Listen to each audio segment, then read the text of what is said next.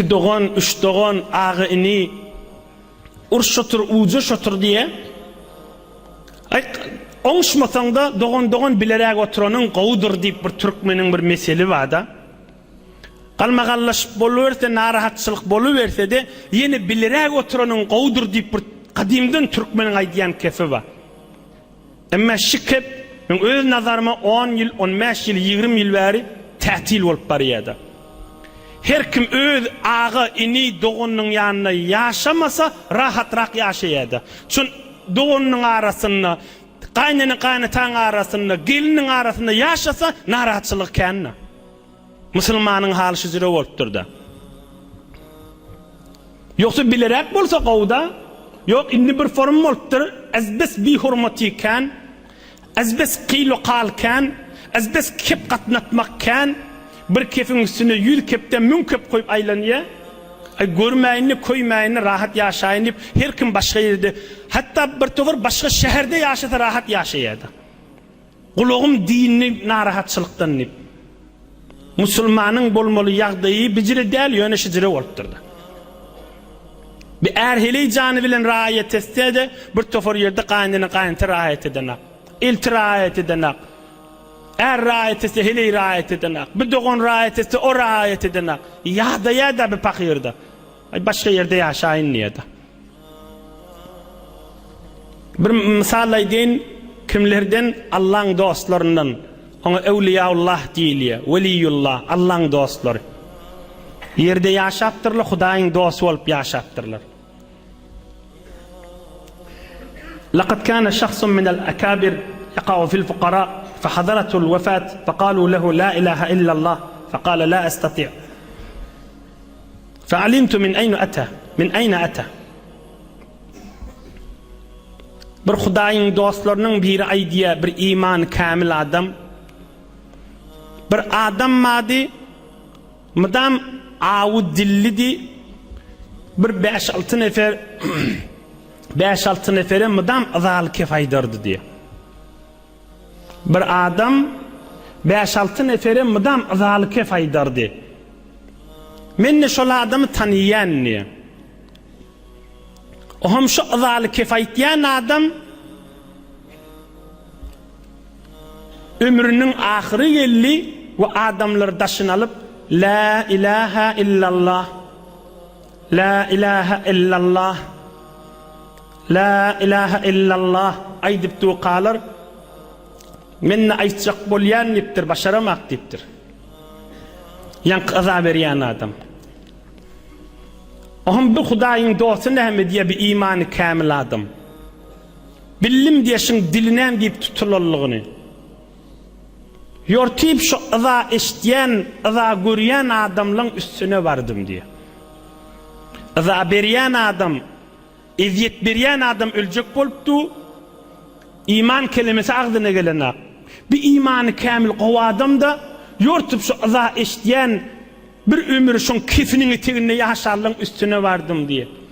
Şoň özi ýanyk bolup aýaklaryna ýykylyp, jan şoň günäsini geçsin, şoň bagşlaň iman kelime agdyna gelmän nu diýip aýaklaryna ýykyldım diye. Ýalbardım, jan bagşlaň şoň nidim, olar bolýay bagşladyk sen ýalbaryp duň diýdiler. Ohm öwürlip geldim ýanyna, la ilaha illallah diýip aýdyp durdy diýär. La ilaha illallah diýip aýdyp durdy diýär. La ilaha illallah diýip aýdyp durdy diýär. Ve es'alullaha taala qabul tawbatihi. Bu qawadym näme diýär?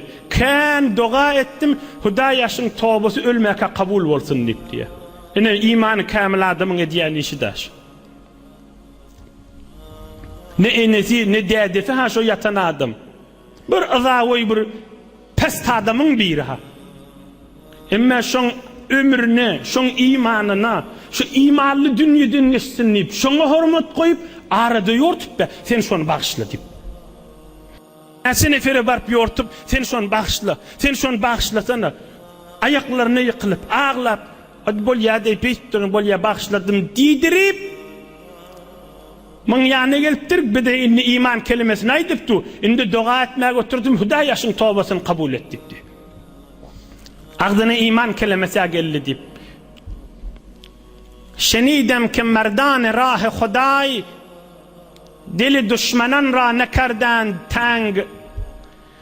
اخ تو را کی میسر شود این مقام که با دوستانت خلاف است و جنگ. حضرت سعدی علیه الرحمه ایدیه خدای آن جنت فردوس برتن. شنیدم که مردان راه خدای دل دشمنان را نکردند تنگ. Eşittim diye Hudayi için imanladım, düşmanlarının da göğününü alyalar deyiptir. Ay sen haçan evliya olursun, sene içerin mi nonşanak deyiptir.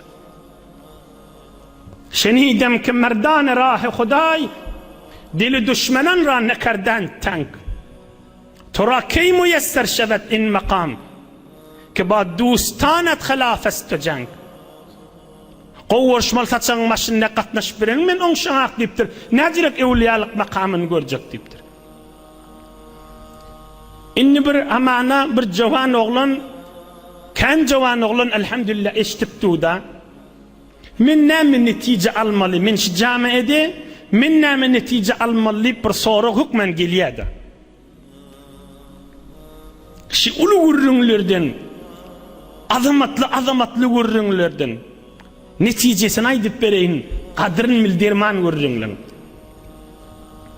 Neticesi, şi ululup barayan, Huday sen izzetini, imanını, abrayını, ıskılın Huday bollun versin inşallah mıdan.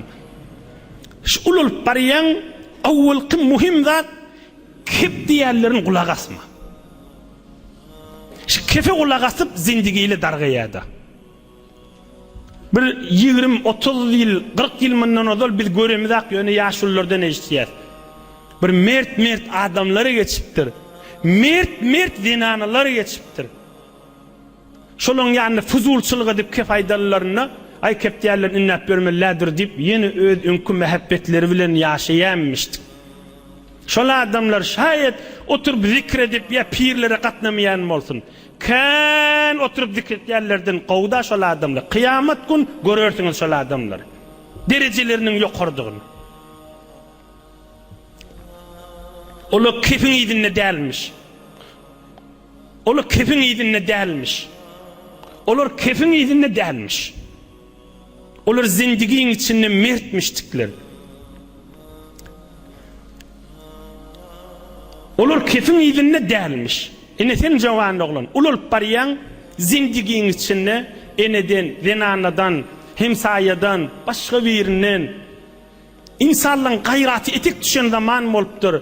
Gerekmeyecek gurrunları da katışıptı, birini yamallaptı, biderek gurrunları giyiripti olur, sen kep kulak asma.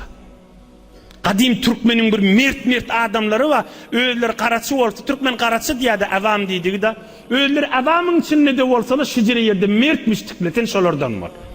Şın bir neticeti şu da. Kefi innete o yürüğün ağırt yandır.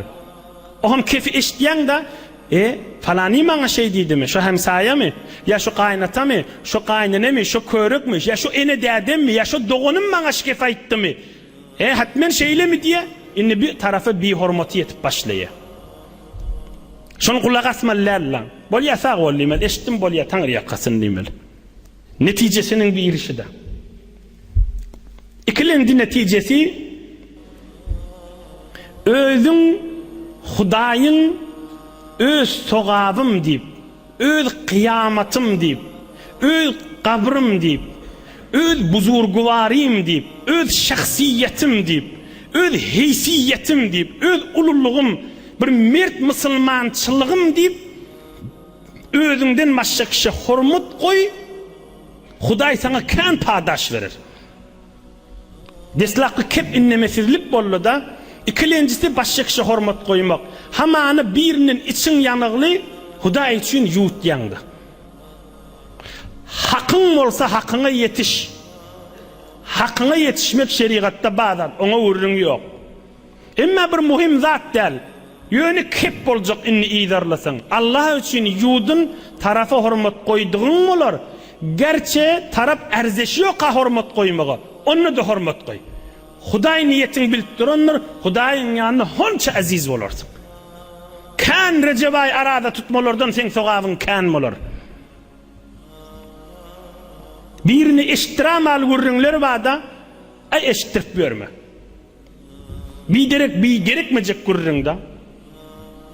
Bir şugulluk etmek, narahatçılık etmek, yüreği ağırtmak, zindigiler bozmak. Bittirip verme dadi. Nem peydanma di. Onunla taraf kulak asmaya, seninle kulak asma. Keptiyellerin kulak asmasızlık ve öz yanından yattaş etti yazdı koy.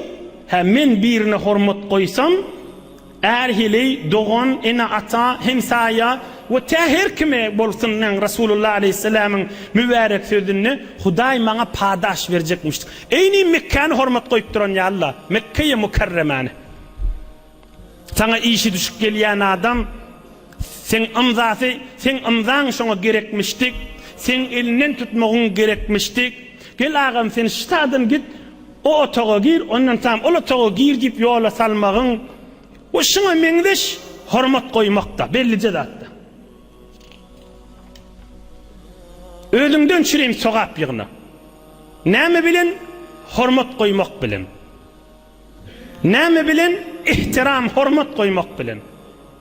Ne mi bilin? Hormat koymak bilin. Bir yerlerde ki şeytan seni vasvase diye şunu ayt deyip aytma. İhtiram koy tarafa. Peygamberimiz Aleyhisselam izinden aydıptır.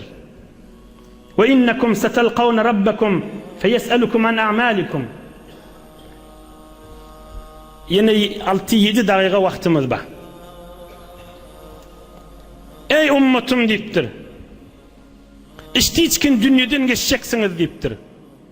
Şu uyuşmelerin içinde bir nefer kalmandır. Bir nefer kalmandır 1400 yıl geçiptir. İşte içkin dünyadan geçeceksiniz. Ve biz de hemmamizde geçecektiriz. Ve hemmamizde geçecektiriz. Adına büyüsen ma çemelli düzülür, çemen senin gurir ceren eglenmez. Hemmamizde geçecek. Hemmamizde geçecek ve Allah Teala bizim amalımızdan soracaktır. Ohum şu koyan hormatın şonunu derdine diger. Şu kahar yudanın, şu kep gezdirilmedik, şu sofi pirin arasında kep gezdirmek, ustad şagirdin arasında kep gezdirmek, miscit cemaatın arasında kep gezdirmek, kudolun arasında kep gezdirmek, iki dostun arasında, iki hemkarın arasında, bir müdir ve müdiriyetinin eteğindeki adamların arasında, hanavadaların arasında, şu kep gezdirmeyin, koy Müslümançılık doğun olup yaşılsın deyse, o lokon derece padaş Huday kıyamette verecektir. Amallar sorulup tuğka, bir adamın kendi cevay arada bilinip öve gelse, bir adam da mene hormat koyup kep gezdirtmedim deyse, yine bir mahul öves yüşecektir. Mahul öves yüşecektir. Ohum Peygamberimiz aydıptır. وَقَدْ بَلَّغْتُ Ey sahabeler mene eşittirdim boynumdan soğdum deyiptir.